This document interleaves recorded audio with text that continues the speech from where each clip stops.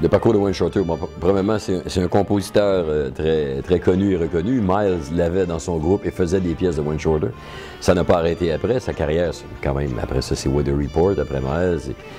Et sa carrière solo aussi, très importante. Donc, Wayne Shorter est revenu souvent au Festival de jazz, propose à peu près jamais le même projet musical. C'est toujours différent. La dernière fois, il y avait un orchestre avant avec lui. Cette fois-ci, c'est son quartet. Mais dans son cas, évidemment, c'est la maîtrise, l'intériorité. C'est pas toujours olé-olé, mais toute la musique n'a pas à être olé-olé. Il y a des gens qui, en étant sérieux, sont intéressants quand même. Et Wayne Shorter, la façon qu'il peut construire ses solos, ça, il raconte une histoire, il t'amène quelque part. Et c'est vraiment une musique... moi, je trouve ça prodigieusement intelligent et vraiment, et en même temps, ça vient des tripes.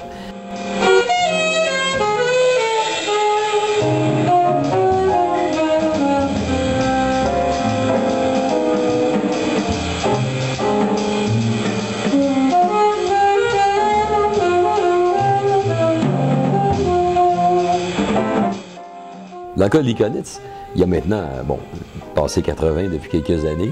C'est un personnage historique aussi. C'est un homme très débonnaire. Il y a eu un film réalisé sur lui à Montréal il y a plusieurs années par le directeur de la Cinémathèque alors, M. Robert Daudelin. Alors, Likonitz, comme ça, fait son petit bonhomme de chemin, vit en Hollande, vit aux États-Unis. C'est quelqu'un d'assez zen. Et on le ramène comme ça au Jésus aux 3 ou 4 ans. Tant qu'il veut venir, tant qu'il le peut, c'est toujours le fun de l'avoir ici. Las calles del sur viven con el son. Los ritmos aceleran al mismo tiempo que el corazón. Ah, mais Florence K, c'est une fille qu'on a un peu consacrée au Festival de jazz il y a quelques années. Il donnait un concert sur la rue, une espèce d'enlignement des étoiles, cet été-là. Florence avait eu sur la rue un set très apprécié, elle était enceinte jusque-là, et ça avait été vraiment une espèce de petit côté héroïque là, de pouvoir faire son spectacle quand même. Et depuis ça, son album est devenu disque d'or, le deuxième aussi. C'est un artiste qui a été consacré.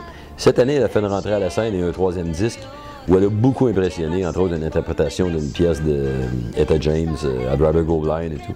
Et elle vient d'impressionner aussi sur l'album compile du Festival de jazz, bon, les 30 ans du festival célébrés par les stars québécoises, avec une version renversante d'Apollo Spell on You, de soul et de drame, de menace pratiquement. Donc, c'est une fille qui est en ce moment en train, je pense, de faire ce qu'elle a envie de faire. Elle est très éparpillée et c'est comme ça qu'on l'aime. Elle fait de la musique latine, elle fait du blues et tout. Et c'est une chanteuse qui, à partir d'ici, je pense, va connaître un succès considérable.